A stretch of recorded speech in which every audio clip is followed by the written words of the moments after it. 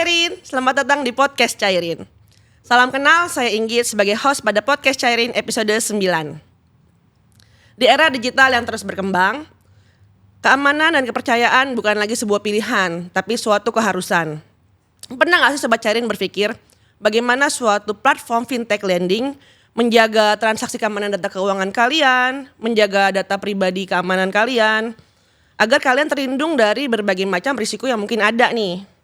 Nah, di episode kali ini kita akan membahas seberapa penting nih peran Government Risk and Compliance atau kemudian kita akan singkat GRC pada penerapan platform fintech lending. Nah, kali ini kita kedatangan tamu spesial, Pak Damo sebagai internal audit dan aku bilang Kak Aja ya. Ya boleh. Dan Kak Teresia selaku compliance. Halo Pak. Halo, Bu Inggit. Halo Kak Inggit. Terima kasih ya udah sempetin hadir nih di podcast Cairin. Jadi kali ini kita mau membahas tema terkait seberapa penting nih Pak peran Government Risk and Compliance. Mungkin kedepannya kita sebut GRC aja ya Pak. Iya. Nah kita langsung aja ya Pak. Jadi mungkin boleh gak sih Pak dijelaskan nih Pak apa itu GRC Pak dan mengapa sih Pak melayanan GRC itu penting Pak? Khususnya di platform fintech lending ya, apalagi di platform Cairin ya Pak ya. Terima kasih Bu Inggit atas opening dan pertanyaannya. Pertama-tama kita mau informasi dulu. GRC itu kepanjangan dari Governance, Risk, dan Compliance. Tentunya dalam arti bahasa Indonesianya supaya siapa tahu para viewer kita artinya mungkin ada yang belum tahu bahwa itu tentang tata kelola perusahaan yang baik dan juga risk dan compliance. Nah, hal tersebut adalah menjadi bagian yang sangat penting di dalam sebuah organisasi perusahaan, di mana hal tersebut adalah menjadi peran yang diwakili oleh sebagai pengawasannya yaitu dari governance-nya diwakili audit internal, lalu risk-nya itu adalah risk management, lalu juga compliance itu adalah tim compliance. Namun pada dasarnya itu adalah sinergitas dari semua divisi yang ada. Contohnya adalah dari internal audit, compliance legal, risk, IT, finance dan HR dan fungsi lainnya. Tentunya bukan lain yang tidak terlewatkan adalah komisaris dan direksi kita. Jadi sinergitas tersebut yang dilakukan peran pentingnya dibutuhkan oleh sebuah perusahaan untuk menjamin bahwa tujuan perusahaan maupun apa yang disyaratkan oleh peraturan baik itu pemerintah dari OJK maupun asosiasi dapat berjalan dengan baik dan sustain perusahaan tersebut sehingga goal perusahaan dapat diciptakan oleh tiap-tiap departemen. Oke, menarik ya Pak. Jadi GRC itu sebenarnya biarpun tadi disebutkan Government Risk and Compliance tapi menyangkup ini banyak departemen ya Pak. Betul. Nah Pak boleh dilanjut nih Pak. Tadi kan sudah diinfo ternyata sebegitu pentingnya peran GRC.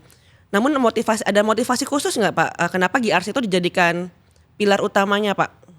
Ya, itu tadi. Kenapa dia semacam mewakili dari all fungsi yang ada, departemen yang ada, sebagai mewakili, mengawasi atau memastikan dari bagian-bagian atau persyaratan yang harus dipenuhi. Tentunya persyaratan kepatuhan mengenai dokumen apa, laporan keuangan apa, itu harus sesuai. Lalu juga bagaimana pelaksanaan operasional yang sudah disebutkan di dalam prosedur SOP maupun dari peraturan OJK, surat edaran OJK itu dapat hadir dan bisa berjalan dengan sistematis oleh para pemangku departemen yang disebutkan tadi itu, internal audit, risk dan compliance, seperti itu. Jadi manajemen, komisaris dan direksi memerlukan dari 3 pilar tersebut untuk memastikan bahwa fungsi-fungsi yang berjalan itu setelah comply dan meminimalisir resiko yang ada. Gitu. Oke Pak, ternyata berarti semuanya tuh tetap harus endingnya tuh harus compliance dengan semua peraturan yang ada dari baik dari regulator, regulasi ataupun dari kita internal SOP, ya Pak ya. Betul. Nah mungkin ini selanjutnya untuk Pak Damos dan Kak Teresia nih. Nah bagaimana sih cara mungkin umumnya kita bahas industri fintech lending khususnya adalah Cairin dalam penerapan GRC untuk pengoperasionalan sehari-hari nih? Mungkin boleh Pak Damos dulu Pak. Ya, tentunya dari 3 hal tersebut, contohnya seperti di divisi saya, internal audit itu selain memastikan semua fungsi berjalan sesuai dengan prosedur dan juga mendampingi tim compliance, memastikan bahwa itu sesuai kepatuhan yang telah diatur oleh pengawas kita yaitu OJK maupun asosiasi. Nah, internal audit juga memastikan bahwa fintech itu harus juga diawasi oleh regulasi yang dibuat oleh ISO 27001. Nah, peran audit internal itu memastikan, contohnya di fintech itu pasti ada koordinator SMKI sebagai PIC yang keseharian untuk memastikan apa-apa yang perlu dibutuhkan dari industri fintech khususnya P2PL, peer-to-peer lending, bahwa ISO-nya itu berjalan dengan baik. Nanti ada periodik dari audit internal untuk memastikan itu berjalan. Lalu nanti dari tim compliance yang akan dijelaskan oleh Bu Tias, seperti compliance itu ada AML CFT-nya fungsinya, lalu juga pencegahan terorisme yang nanti akan dijabarkan, dan juga maupun dari sisi risknya kita memastikan teknologi kita risikonya itu sudah sangat direduce daripada risiko-risiko yang kemungkinan akan terjadi maupun yang sudah pernah terjadi, itu harus ada mitigasinya. Seperti itu. Oke, menarik sebenarnya untuk dari peran Pak Damos sendiri. Nah, kemudian mungkin kita bisa lanjut ke Kak Teresia. Kalau dari sisi Kak Teresia sebagai compliance ya Kak? Iya betul Mbak. Nah itu penerapannya gimana Kak? Jadi gini Kak Inggit, kalau misalnya dari segi compliance ini saya bilang ada beberapa stakeholder di dalam perusahaan. Nah salah satunya adalah struktur governance, risk, dan compliance atau yang biasa dikenal dengan GRC. Nah GRC itu ada apa aja sih? Yang pertama ada audit internal, ada kepatuhan dan resiko atau risk, kemudian ada IT atau informasi teknologi yang biasanya perusahaan punya, kemudian ada juga yang namanya human resource atau HRD, biasanya kita kenal juga, kemudian ada finance atau accounting di mana untuk perhitungan, kemudian di lini bisnis itu ada marketing. Nah di posisi paling tertinggi nih kita punya board of director atau dan komisaris, itu di mana pemangku kepentingan paling tinggi. Nah, untuk mereka semua itu berkolaborasi nih Kak Inggit, dan disingkat sebagai GRC seperti itu. Nah, kalau dari sisi kepatuhan sendiri untuk GRC, kita biasanya memberikan informasi ke teman-teman terkait yaitu departemen-departemen tadi ya Kak Inggit, mengenai regulasi yang berlaku yang berhubungan dengan lini bisnis si perusahaan ini. Kebetulan kita tuh untuk Cairin kan bergerak di industri teknologi, informasi teknologi kan, kemudian dengan keuangan juga kita fokus dan comply terhadap regulator yaitu Otoritas Jasa Keuangan. Sudah pasti kita juga patuh terhadap COJK yaitu Surat Edaran Otoritas Jasa Keuangan dan Peraturan Otoritas Jasa Keuangan, serta undang-undang lain yang berhubungan dengan industri ini. Contohnya kita undang-undang pelindungan data pribadi itu kita juga harus comply. Nah, nanti setelah berkolaborasi sebenarnya kita tuh mencegah adanya masalah-masalah yang akan terjadi yang dibuat oleh stakeholder ini nih keseluruhan ya secara garis besar. Nah contohnya seperti benturan kepentingan, kemudian adanya fraud ataupun gratifikasi di dalam perusahaan. Makanya dari banyaknya individu dan kelompok ini, makanya internal audit, kemudian resiko, departemen resiko, kemudian kepatuhan itu berkolaborasi untuk mencegah adanya kepentingan yang muncul di suatu perusahaan. Seperti itu sih secara garis besarnya Kak Inggi. Berarti perannya banyak ya, baik untuk internal sendiri, untuk stakeholder, untuk pengguna Cairin, itu harus dipastikan setiapnya patuh. Betul. Dan comply ya. Nah mungkin kita langsung lanjut ke Pak Damos nih Pak. Pak mungkin bisa diceritain nggak sih Pak langkah-langkah spesifik nih Pak yang diambil Cairin. Tadi kan sudah diinfo nih oleh Kak Tias nih, kayak misalkan adanya GRC ini ya sebagai peran untuk memperhatikan dari atas hingga bawah semuanya berjalan sesuai dengan peraturan yang ada. Memastikan semuanya comply sehingga tidak ada risiko-risiko yang mungkin kedepannya akan terjadi nih. Nah, kalau mungkin bisa diceritakan lebih spesifik lagi Pak, langkah-langkah preventif apa nih Pak yang telah dilakukan Cairin dalam menjaga atau melindungi data pribadi Pak? Oke. Jadi tadi kalau kita secara komprehensif, sebenarnya GRC bukan tentang cuman perlindungan data pribadi ya. Jadi mungkin kalau hanya fokus di perlindungan data pribadi, mungkin itu tadi yang kita di diskusi yang sebelumnya tentang cyber security. Nah, di sini sebelum detail ke sana kita mau informasi secara komprehensifnya bahwa GRC ini lebih secara whole prosesnya. Contohnya adalah dari visual yang dapat dilihat oleh pengguna. Contohnya dari website kita, bagaimana tata kelola perusahaan itu disebutkan. Di sana terinformasi ya Bu Tias ya, seperti kita ada direksi, ada komisaris, lalu kita di sana juga informasi bagaimana laporan keuangan kita, di sana tersebutkan. Lalu juga bagaimana di sana TKB kita, NPL kita tuh diinformasikan. Jadi itu juga menjadi bagian dari tata kelola perusahaan yang baik. Lalu berikutnya juga yang sempat dibuat oleh tim risk kita, yaitu tentang website whistleblowing ya.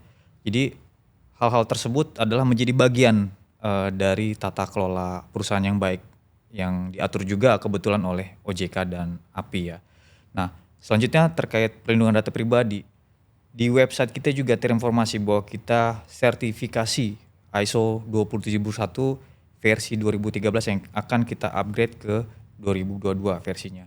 Nah, lalu berikutnya lagi bagaimana kita juga di dalam pengaplikasiannya kita sudah mulai menerapkan apa yang itu disyaratkan oleh Undang-Undang Perlindungan Data Pribadi. Jadi di dalam sistem kita tentunya kita pastikan. Lalu juga bagaimana dalam operasional dari tiap karyawan, tiap departemen bahwa harus dipastikan seperti data masking. Jadi di dalam sistem yang ada jangan terinformasi nomor telepon atau NIK KTP pengguna itu secara gamblang atau secara utuh. Jadi harus dimasking entah di tengah atau di awal atau di akhirnya. Jadi semacam seperti itu. Jadi Cairin sudah sangat menerapkan apa yang disyaratkan oleh OJK. Tentunya kita akan terus melakukan perkembangan apa yang peraturan-peraturan OJK yang akan selalu diupdate ke platform. Oke, baik Pak. Cukup menarik ya, ternyata kita sudah tersertifikasi ISO yang itu memastikan bahwa data-data pengguna pun tidak bisa dilihat oleh siapapun ya Pak ya. Betul.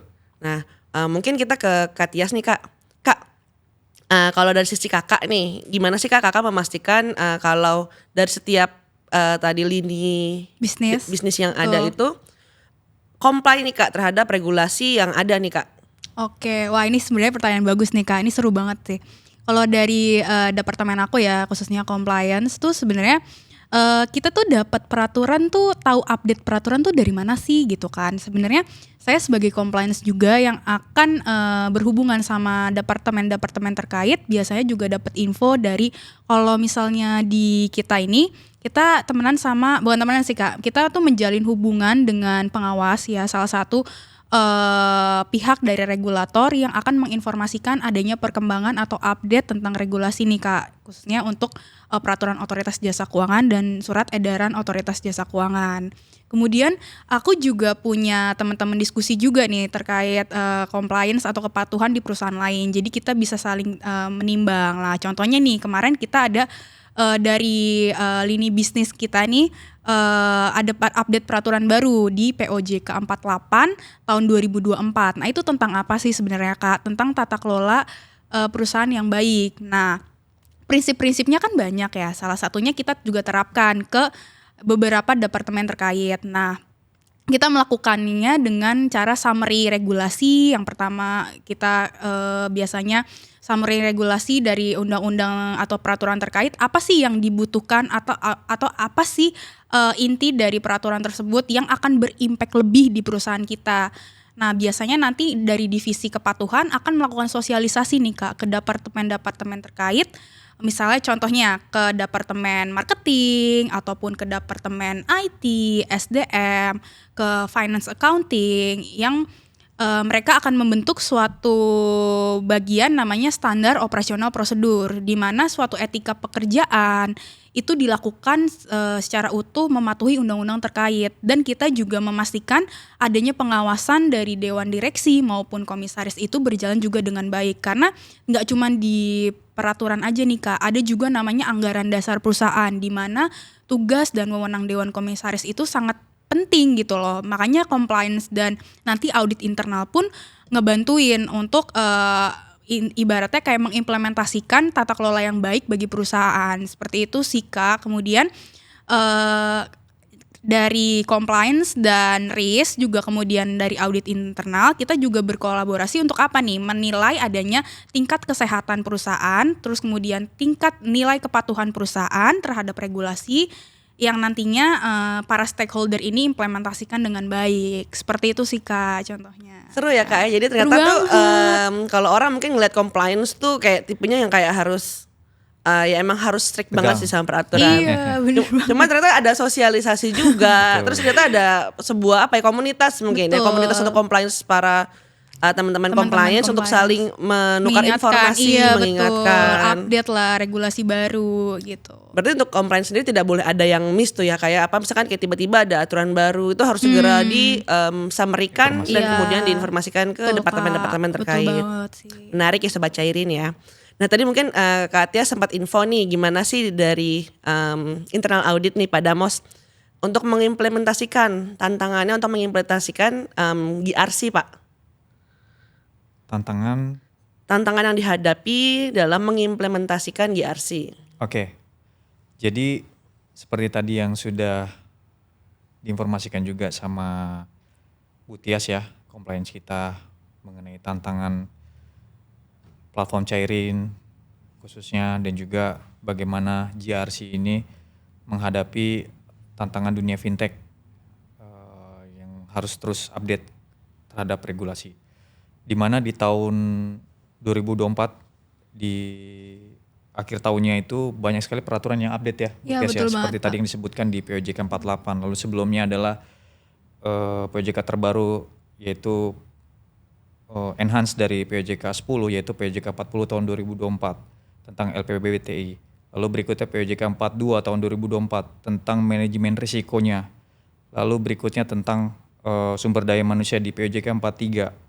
Lalu berikutnya lagi di POJK 49 tentang pengawasan yang akan nanti dilakukan oleh OJK, maupun bagaimana penerapan pengawasan dari komisaris itu sendiri, direksi, dan juga mungkin ada bagian dari internal audit yang dimana suatu kesatuan yang untuk melihat apakah GRC-nya, tata kelolanya itu sudah komplek atau tidak, atau sudah ada penerapan SOP yang baik seperti itu.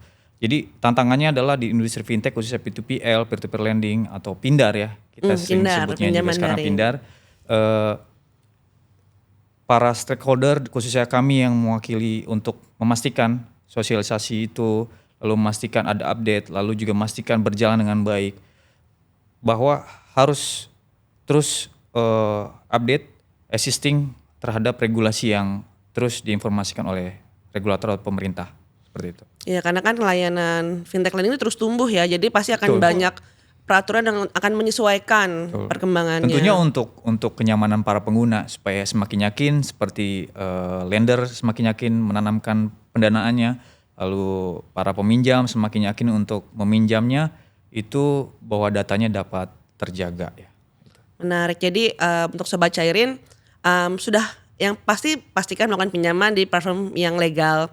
Untuk kemudiannya sudah ada dari tadi yang tadi diinfokan nih peran GRC yang memastikan keamanan data Sobat Cairin dari atas hingga akhir ya Kak ya. Betul. Nah mungkin nih Kak, ini untuk Kak Tias nih. Tadi kan sudah diinfo beberapa sama Pak Damos ya. Nah kalau dari Kak Tias sendiri nih, dari sisi compliance gimana sih Kak mengatasi tantangannya Kak? Karena kan tujuan kita kan untuk memberikan layanan yang terbaik ya Kak. Nah dari sisi Kak Tias tuh gimana tuh Kak? Oke. Kalau dari segi kepatuhan sendiri, saya sama yang udah dibilang sama Pak Damos. Yang pertama adalah ikut serta aktif untuk ikut ISO. Kita menerapkan ISO nih, ISO contohnya 2701 yaitu ISO tentang kepatuhan. Karena setiap perusahaan yang kalau menurut saya punya ISO itu sudah kondusif ya, terkendali karena kan ada beberapa poin yang kita juga harus patuhi di dalam ISO tersebut. Ya menuju establish ya Kak, kalau seperti itu. Kemudian summary peraturan dan mensosialisasikan peraturan-peraturan terbaru kepada stakeholder ataupun para departemen-departemen yang akan berkaitan di dalam suatu perusahaan. Nggak hanya itu juga, kita tuh sebenarnya juga aktif di anti pencucian uang dan pendanaan terorisme. Ini juga kita terapkan untuk mencegah adanya kepentingan ataupun kebenturan kepentingan dari pihak internal maupun eksternal. Karena kita juga takut kan Kak adanya pencucian uang yang terjadi di dalam perusahaan tersebut. Kemudian tak hanya itu, kita juga memastikan kalau misalnya email ataupun whistleblowing system kita tuh jalan. Karena apa? Whistleblowing system itu harus diaktifkan Kak untuk kita tahu ada benturan kepentingan, fraud ataupun gratifikasi yang ada di dalam perusahaan. Karena kalau misalnya memang perusahaan itu semakin besar, semakin bertumbuh, banyak pihak-pihak internal kita juga akan tinggi nih keinginannya untuk melakukan kecurangan. Oleh karena itu kita dari pihak GRC harus terus menjaga pertumbuhan itu. Jangan sampai rusak karena adanya kepentingan yang orang lain pengen dan rusak gitu jadinya semuanya gitu. Oh, berarti peran GRC itu lebih seperti polisi ya kalau saya lihat ya. Iya, Dia menjaga ya. Mengawasi, menjaga kalau misalkan ada yang berbuat berbuat kesalahan nanti akan ditegur dengan nanti sesuai SOP-nya seperti itu ya Kak ya. Betul. Nah, Pak Damos nih Pak. Ya. Tadi kan udah diinfo nih sama Kak Tias nih kayak misalkan ada tantangannya seperti apa. Kalau perusahaan semakin besar tentu akan bisa muncul berbagai macam risiko baik internal maupun eksternal. Nah, kalau dari si Pak Damos nih Pak, bagaimana Pak untuk kita terus menjaga nih Pak semua yang sudah diinfokan. Kita terus bisa berinovasi dalam memberikan keamanan bagi pengguna Pak. Oke. Baik Bu Inggit, terima kasih atas questionnya. Tentunya tadi kita udah mulai dari hulu ya, sampai dengan ini hilirnya lebih scope mencakup kepada keamanan data pengguna. Jadi dibuka tadi dengan ISO 27001, di mana pengaplikasiannya itu disebutkan dalam Sistem Manajemen Keamanan Informasi atau Information System Management Security. Jadi di sana tools-toolsnya kita udah disebutkan dalam annex ya. Bagaimana itu security password. Lalu juga yang versi terbaru itu annex terbarunya ada kontrol-kontrol yang terbaru, yaitu salah satunya adalah threat intelligence. Bagaimana tim IT kita dibantu dengan stakeholder yang lain, risk, compliance dan audit untuk memastikan bahwa persiapan-persiapan untuk adanya celah-celah dari fraudster atau hacker yang akan mungkin bisa masuk ke sistem kita.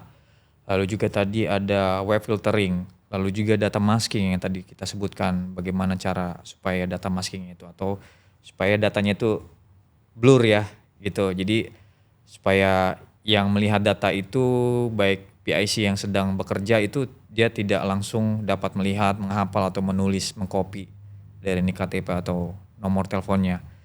Lalu juga selain itu tentunya kita harus comply dengan related regulasinya itu sendiri yang berkaitan dengan ISO itu, yaitu Undang-Undang PDP tahun 2022 ya, jadi nomor 27.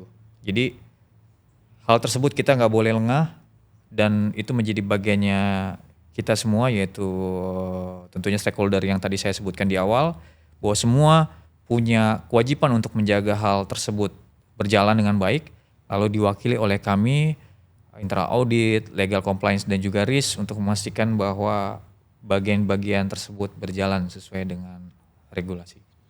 Oke, ternyata banyak sekali ya inovasi-inovasi yang telah dilakukan ya Pak ya. Untuk menjaga sebagai langkah preventif nih, menjaga semua keamanan data pengguna, resiko-resiko yang mungkin ada ke depannya ya Pak ya. Nah mungkin ke Kak Teresia nih, Kak Tias. Nah Kak Tias, dari sisi compliance nih Kak. Mungkin Kak Tias sering karena memperhatikan harus update dengan peraturan yang ada. Kak Tias apa aja sih Kak mungkin buat para sobat Cairin nih yang harus dilakukan Kak untuk, karena kan menjaga data keamanan itu kan bukan tugas bukan hanya tugas dan peran GRC kan, tapi seluruh stakeholder tadi sudah Bapak sebutkan, dan baik pun para pengguna aplikasi Cairin. Tentunya. Nah, dari Katias mungkin ada nggak sih Kak, apa aja sih yang harus dilakukan gitu? Apa aja sih pengguna itu harus berkontribusi seperti apa nih agar keamanan data mereka juga tetap terjaga, Kak? Oke, itu kita bahasnya umum nih ya Kak. Kalau kayak gitu, berarti Sobat Cairin juga sebenarnya sebagai pengguna beberapa teknologi atau layanan informasi, kita tuh harus hati-hati banget. Karena sedikit cerita juga sih Kak, banyak penipuan di dunia digital atau cybercrime itu menyangkut dengan penggunaan OTP. Misalnya kayak kalian punya akses nih SMS untuk kode OTP, sebaiknya tuh kalian nggak usah nge-share kode OTP itu ke orang lain karena itu bahaya. Nah, baru-baru ini juga seremnya saya juga sempat ngalamin penipuan share kode OTP itu, makanya saya bilang ke teman-teman sih untuk hati-hati sama yang namanya penyebaran data pribadi kalian tuh harus dijaga benar-benar. Kemudian kalian juga harus memperbarui password lah minimal 3 kali dalam 1 bulan seperti itu untuk mencegah adanya peretasan data pribadi ataupun email kalian ataupun hal-hal yang memang harusnya tidak diasumsi publik seperti itu. Kemudian kalian juga nih yang pengguna-pengguna sering nonton ya, misalnya nonton film yang mungkin di beberapa situs ya. Iya, yang jadi gratisan ya Kak. Iya benar, itu sebenarnya harus hati-hati ya teman-teman. Kita kan nggak tahu tiba-tiba dari akun filmnya ngirimin link, ternyata kalian pikir itu film yang kalian mau tonton, ternyata pas diklik akun kalian yang diretas kayak nanti minta email lah, minta password atau apalah karena kepengen kalian untuk nonton film itu malah jadi ketipu kan. Teman-teman juga harus hati-hati tuh sebenarnya. Jadi cobalah dipikir lagi dengan bijak, dengan tenang, jangan main asal langsung masukin password ataupun data pribadi kalian, kayak tiba-tiba foto KTP kalian mau diminta sama dari link tersebut kalian foto, itu jangan ya teman-teman, itu mesti diperhatikan lagi. Sebenarnya buat kebaikan kita bersama aja sih. Gitu Kak. Iya sih Kak, terkait yang soal link gratisan itu saya juga pernah dapat ceritanya sih Pak, jadi tiba-tiba rekeningnya kosong ya. Aduh, ya makanya ngeri banget kan Kak. Dan itulah bahayanya. Jadi banyak yang harus dijaga ya Kak Tias dan Pak Damos ya, baik dari internal eksternal, karena kan kayak semakin tumbuh berkembangnya industri tentu semakin banyak tempasannya. Betul. Jadi disitulah peran GRC sangat diperlukan menjaga sebagai pagarnya nih dari orang luar baik pun internal sendiri ya Pak. Nah mungkin yang terakhir nih dari Pak Damos sama Kak Tias nih, boleh nggak sih nih ada mungkin closing statement nih untuk pengguna Cairin nih, bagaimana sih pentingnya menjaga keamanan data baik pribadi atau nggak, mungkin dari Pak Damos nanti akan menceritakan dari secara platform bagaimana. Dan bagaimana sih kepercayaan, memberikan kepercayaan nih untuk menggunakan layanan fintech lending khususnya Cairin nih Pak. Oke. Pak Damos dulu silakan Pak. Baik, terima kasih.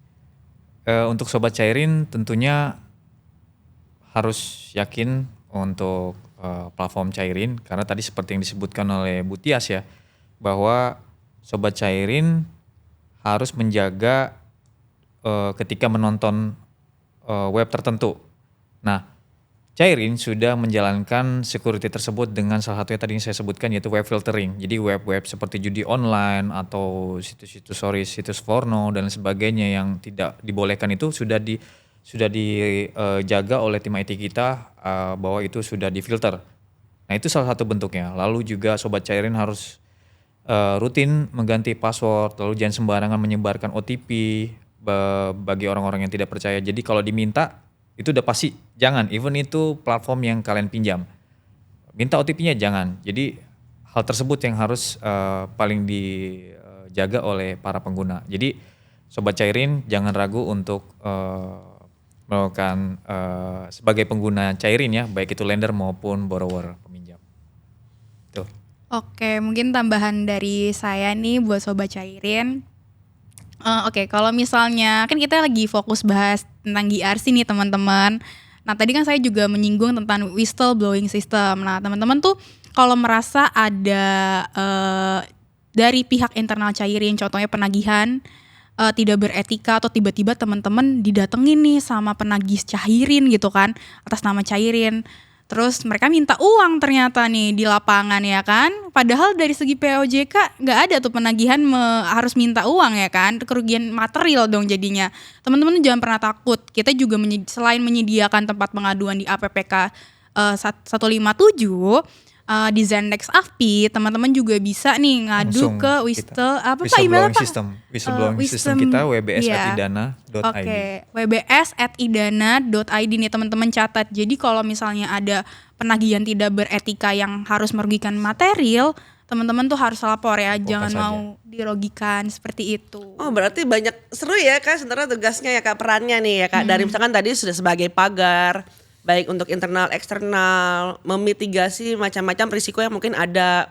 Dan bahkan juga misalkan sudah ada terjadi sesuatu nih yang mungkin tadi seperti Kak Tia sebutkan, ada oknum yang mengatasnamakan cairin atau enggak Iya. mungkin ada oknum dari internal sendiri. Laporkan nah saja. Laporkan saja Laporkan saja ke wbs@idana cairin atau di APPK 157 teman-teman. Ke customer service cairin juga bisa sebenarnya. Ada di website tercantum nomor teleponnya ya. Betul, kita tuh sangat care banget sama yang kayak gitu-gitu teman-teman. Oke, ternyata peran GRC itu gak hanya mungkin kita kalau mikir mungkin kayak hanya compliance aja nih pelaporan, ternyata nggak sampai situ aja. Ternyata banyak banget peran dari GRC itu, dari memitigasi resiko yang akan ada, dari mencegah fraudster dari internal maupun eksternal, dan banyak-banyak lagi tadi ya Pak ya. Betul, reminder ke stakeholder yang ada untuk selalu comply dengan regulasi. Iya, intinya cairin compliance dengan aturan-aturan yang ada ya. Betul. Oke, Pak Damos dan Kak Tia, terima kasih loh udah hadir di podcast makasih Cairin. juga. Nanti kalau aku undang lagi jangan malu-malu ya. Iya mau dong diundang lagi. Oke deh, untuk Sobat Cairin yang mau tahu update atau industri keuangan, jangan lupa tontonin terus podcast Cairin. Dan jangan lupa nih untuk follow dan ikuti akun-akun sosial media Cairin. Buat yang belum download aplikasi Cairin, bisa lo download di Google Play Store dan App Store. Yuk kita closingan yuk. 1, 2, 3. Klik. Klik. Dana Dana cair. cair. Bye.